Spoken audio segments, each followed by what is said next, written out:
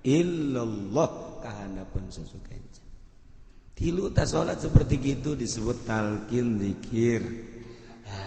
Tarik napas illallah. Geus ku tilu ge insyaallah. Ku tilu ge. Jaga iman sing hade lah moal kebal hirup di dunia. Nasehatan awak urang teh lamun neuleuh mobil mewah. Cak urang teh aing hayang amat nasehatan ku urang. Awak sadar sia. Sadar. Jasa najan sia teu sadar ge dek naon pake meulina.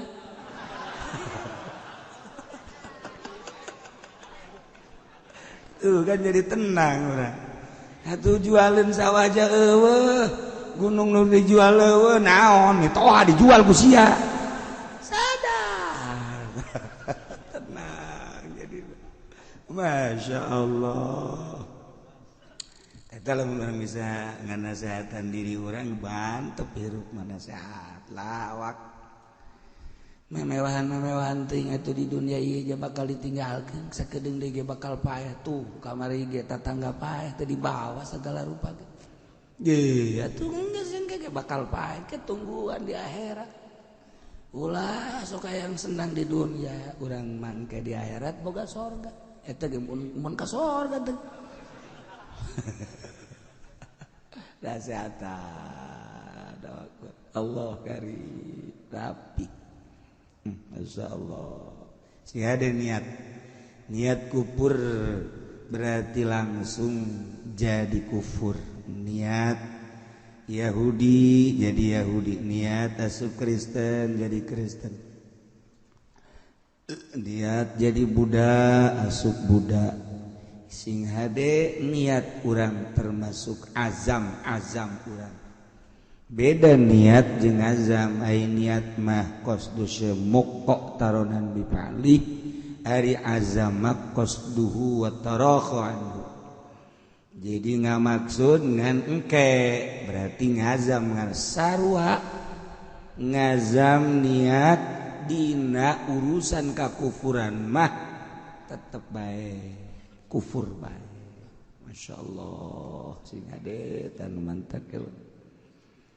Hati-hati niat urang, azam urang.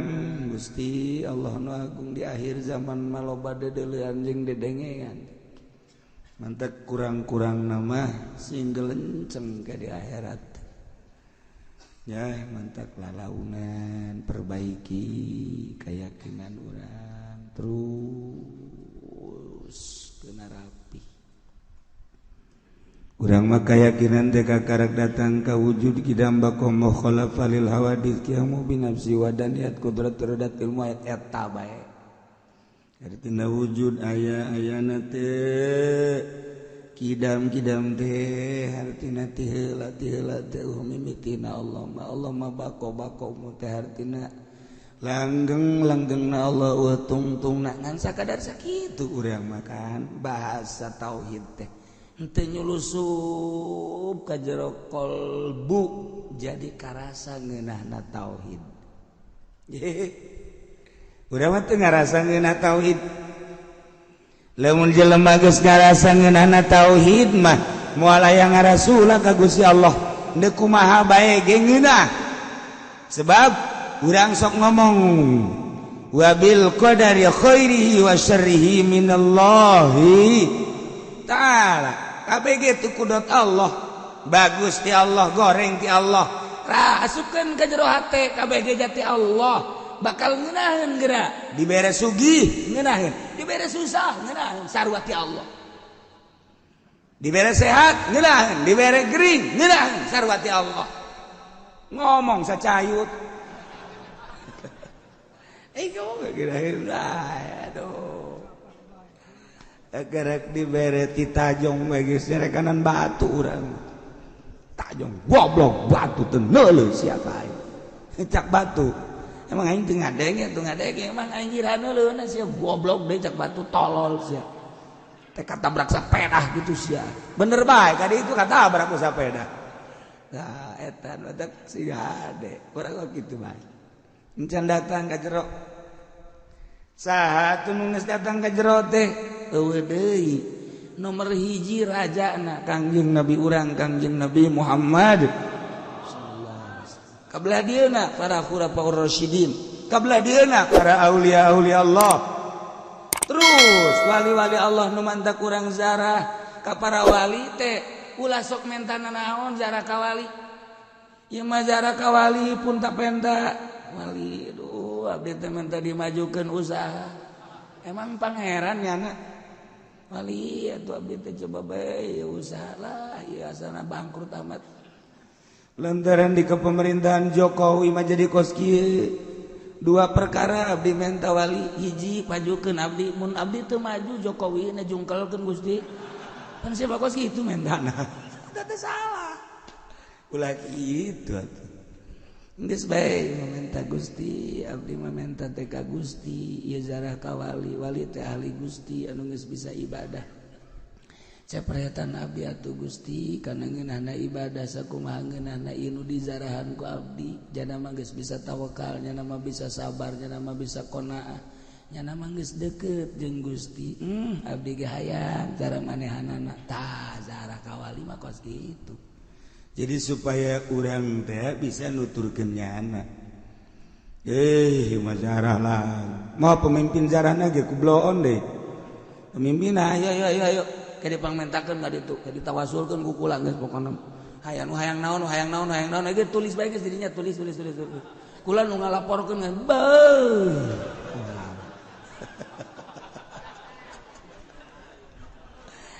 tolong pimpin jarana lain hayu pupuk supaya rapih nyahueun kana aturan-aturan zarah nu mantak Muhammadiyah ngaharamkeun ge eta nyana eta teh geus kitu haram zarah geus kitu mah ulah haram naon kitu zarah ka para wali basa kumaha eta teh tadi supaya kacepretan kabeleteran masyaallah. Urang lamun nyaritakeun tentang jelema anu geus panceg niatna boga kayakinan etalah para wali-wali Allah Subhanahu wa taala. Urang gulak-gilek. Koncina mana? Koncina dedeleuan mata teh geus kudu ulah resep kana dunya sakitu mah. Lamun mata masih kene resep kana dunia gulak-gilek wae kajen kumaha kajen talar Quran talar hadis kajen teh nyana geus bahsul masail tapi mata resep kene kana dunia gulak-gilek bae kamari muktamar NU aya 3 panitia panitiana 3 di Jombang hiji panitia muktamar asli 2 panitia gadungan 3 panitia akan kedatangan presiden. 3 ente mah teu memperhatikan muktamar we. Aing mah di ibah bae ge nyaho. Cek kiai nyaho na menang ti mana tuh? Ulah mimilu ka aing. Sama si aing mah aing. 3 panitian. 3 hiji muktamar asli. Panitia muktamar asli nomor kedua panitia gadungan. Nomor katilu panitia akan kedatangan RI 1 tilu panitiana nu panitia asli eleh ku panitia gadungan lantaran panitia gadungan mamawa tas segede disatukannya nyana aya tas kabeh punyana didatangan siap ente anu dibere 50 juta anu dibere 30 juta saurang Kiai kan jarago ngajina anu geus di otakna teh aya bahsul masailan Quran aya di otak hadis aya di otak tetapi hasilna 70% kiai narima kana pamer eta duit ukula dibejakeun sote geus hancur-hancuran kuana ye mah kumaha gitu kadenge kurang anu nyawanan aing jeung siapa nyawan aing. Coba buktikan kiai numerean duitna ngobrol jeung aing. Dek lompat ka mana sih? Dek lompat ka mana? Ayo ngaku sia, disesuaikan sumut sia ku aing. Ieu maksudna naon? Rusak jasa. Quran aya di nyana, hadis aya di nyana. Yuk basul masail jarago nu mantak dibubarkeun ge hampir dibubarkeun emang naon duit mah. Ieu nu mantak agil sirat deui ieu nu anu terpilih duit nu mah. Baheula mah tas bahsul masail matas mutamar NU di jero dada di jero otak aya bahsul masail mawa ilmu kuari balik mutamar nu ditugakan teu nyaho anu di luar. Ieu naon dimaksudna ieu? Inget ka Abah deui bae kula maca ka tadi. Aing mah teu kabitan bisa ngaji jago ngaji henteu. Nu kabita ge ikhlas tak kadadehekeun we tadi ceuli. Mun sia bisa ikhlas geus. Jadi jelema mun sia can bisa ikhlas can jadi jelema. Mantak datang ka kuari kula teu berusaha supaya ikhlas abe jelema marere duit ka kula. Sial jasa orang hese tak ikhlas. Aduh, Masya Allah kan. Nomor kahiji nomor kadua Eta abah mah kula sok ngadahar duit di pamarentah. Tarima mah tarima bae cekel ku sia. Aju ka mana ke? Kalau bawa omong. Aduh. Aji pending geus kieu bae aya keneh eueuh. Ya kula ngabejakeun sote lain naon supaya ulah jadi rahasia agama abe maju. Urang jeung pamarentah ulah bendu. Jaloba kepentingan anu urang teh diuruskeun ku pamarentah. Nu ulah sote lain babarengan jeung pamarentahna. Ja birokrasi mah moal kaluar ti pamarentah. Partai kaya di pamarentah. Hayu dukung pamerena ulah dicokot. Cak kitu. Ulah kieu. Ulah wah ekstrim jasa ka pamarentah. Ulah negara urang kan negara politik. Politik kan aya di pemerintah anu ngajalankeun roda politik kan pemerintah. Jangan salah mah lain pamarentahna lain politikna kiai nu narima duit di pemerintah. Eta nu salah mah. Lalu bawa ngomong pun tenang heula.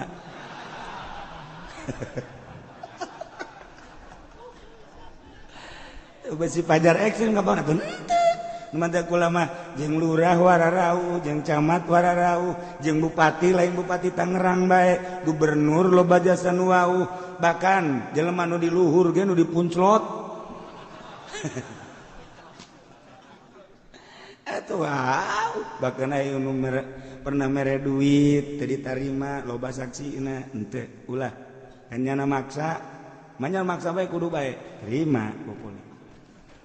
Terima kukula bener nganyana jangka masjid moal mali ka masjid moal masjid dia moal ulah eueuh duit pemerintahan di masjid dia kecuali pribadi lamun narima geus sabaraha miliar ulah ieu mah endek ngaji bae endek ngaji mere tatarina endek 100.000 gede teuing asupeun deui cokot 50 gede teuing akhirna mah 500 mau nyata geus kadele.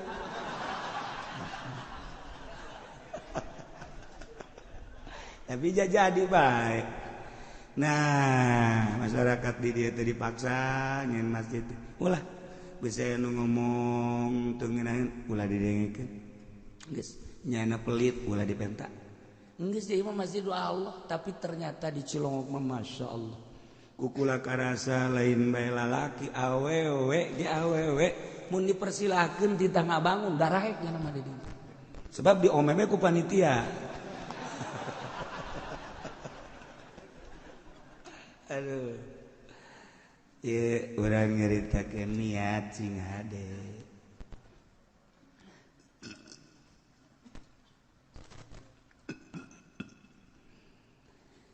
Jadi jelema anu geus bisa niatna mantep, hartina mantep boga kayakinan.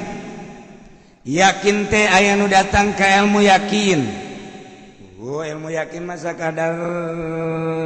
sakadar dina cangkang aya nu datang kana ainul yakin aya nu datang kana hakul yakin ta eta urang teh dina niat ge dina niat lamun can datang ka ainul yakin cara urang ieu teu husu salat teh husu salat sholli fardhal maghribi salasa rakaat Allahu akbar biasa Allahu akbar mulai Sapatu aing sendal aing anu maling moal nya. Ih masjid ieu mah biasana rada rawan ya. Aduh, ku aing teu dititipkeun ka tempat sapanitipan kan. Kaduhung jasa ya aing aduh. Masa si salat kos kitu? Tah eta kan salat hampir rata-rata. Bismillahirrahmanirrahim. Aya boga duit bangsa 3 juta deui kabeuli motor tah. Dengan 3 juta hese jasa dengan 3 juta aduh beta ka bapak teu dibere ku bapak aya 3 juta ieu keur salat motor nu aya di jero hate lain Allah nu aya teh sapatu nu aya teh sendal nu aya teh kendaraan nu aya teh jabatan kunaon eta niatna kakarak cangkang doang ngaranna ilmu yakin kakarak datang ka ilmu mah kos gitu udaran.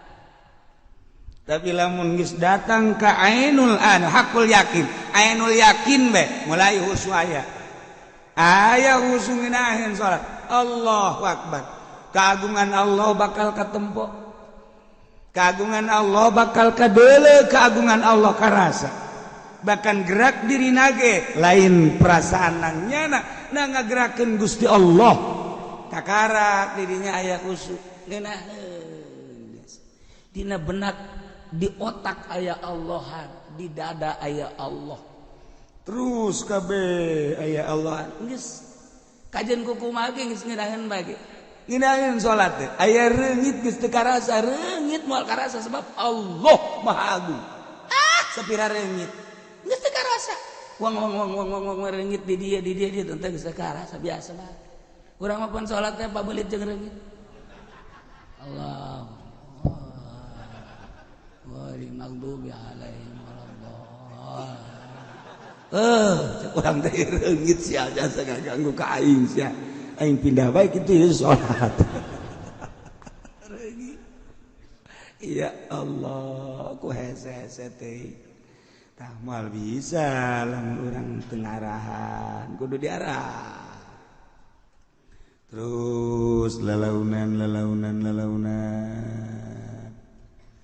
ngan mual bisa datang kadinya sebab naon perpindahan nu diurus teh apa neuk awak doang atuh urusan awak mah eta kitabna Riyad Takrifatul Mu'in eta jang urusan awak naik urang neuk ngurusanana neuk ngurusan qalbu atuh kudu pindah kitabna Kifayatul Azkiya Minhajul Abidin sakadar dibaca mah geus lain eta praktek berarti kudu boga guru praktek sakola ge mimiti ilmu kedokteran di meja kemudian praktek manehanana bisi salah nyuntik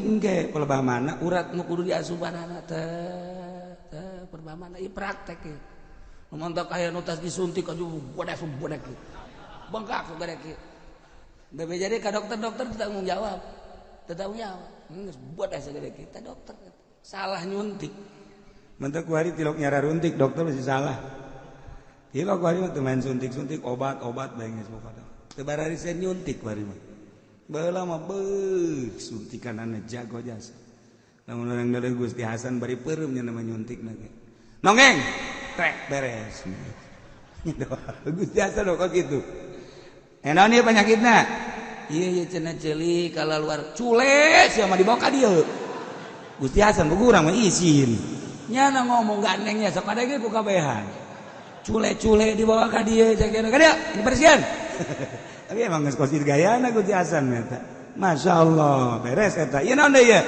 tuh pan boroknya iya borok bilatungan sia mah borokna ge buku urang izin mau borok ka dieu nyana ngomong embat biasa Pak dia kau yang diroskam sia. Aduh, itu Gusti Hasan. Beres, nonggeng, suntik, tret, beres. Nyana nyuntikna ge asal nonggeng di urang ngaji bae ditotol, trot, tret, beres. Bangun babarieun teh. Dokter kuari hese, ka nyuntik hese. Ya Allah, karim. Ya orang geus boga ainul yakin mah ngeunah. Berarti kan ngurusan hate. Berarti aya parantina kiai nu jang ngurusan hate geus lamun jelema datang ka ngurusan awak bakalna kos kitu tingkahna ngomong lagi ngomong awak baik ngomong awak baik nyana malamun ngariung dia ngomong-ngomong kepentingan awak baik eta jauh bagus lamun diberkatkeun jang awak kan jauh mah jang awak eta jeung boluna sakalian jang awak pantakan nah wajib kuateun wae eta mah garong ngaranna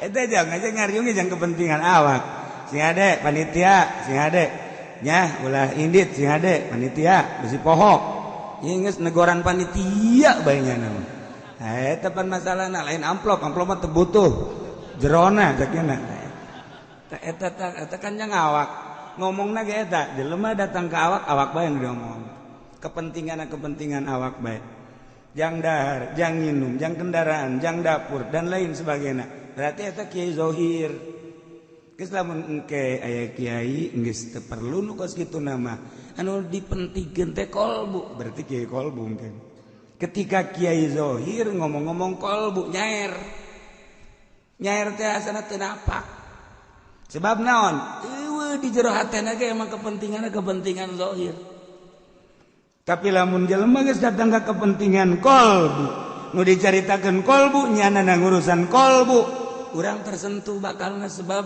nyana teh anu di kolbu nyana dikaluarkeun ku nyana ngeunaheun ka urang nikmat komo lamun jelema geus datang ka marifat di jero hate teh di jero jelema anu marifat loba caian cai eta teh loba bangawanan jalan cai kali sing kolocor di jero marifat mah cai marifat anu lir teu beda jeung cai nu aya di jero kolbu dikaluarkeunna melalui lisan ketika jelema marifat nyarita jelema teh milu mandi cai keur dikaluarkeun tiis mandi haju rapi sakali mandi 2 kali 3 kali rapi engke di lembur masing-masing nanya sia rapi amat sih mandi di mana lamun cara mandi betul di ditu aing mandi di curugan itu caina herang ngeunah tiis caina ge herang ya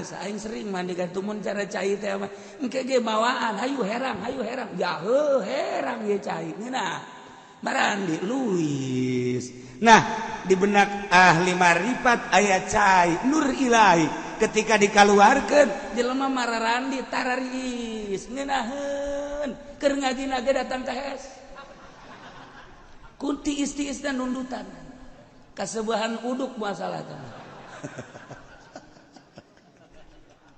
sing kolocor cai masyaallah tapi lamun kiai zohir cai mah cai ngan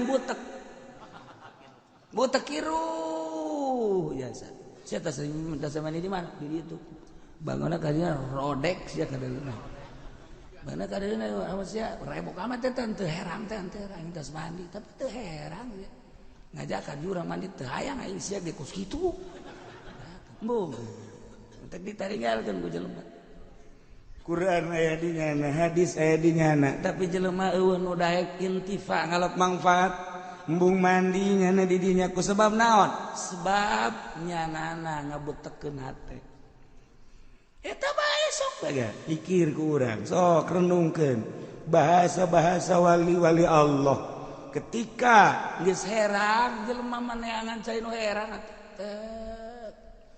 sia ditu magang ngaji heueuh teh tadina aya 200 sama jadi titahan kuari aya tinggal 3 jeung tihang aya tihang aya sabaraha tihang aya 2 itu ngaji saurang atuh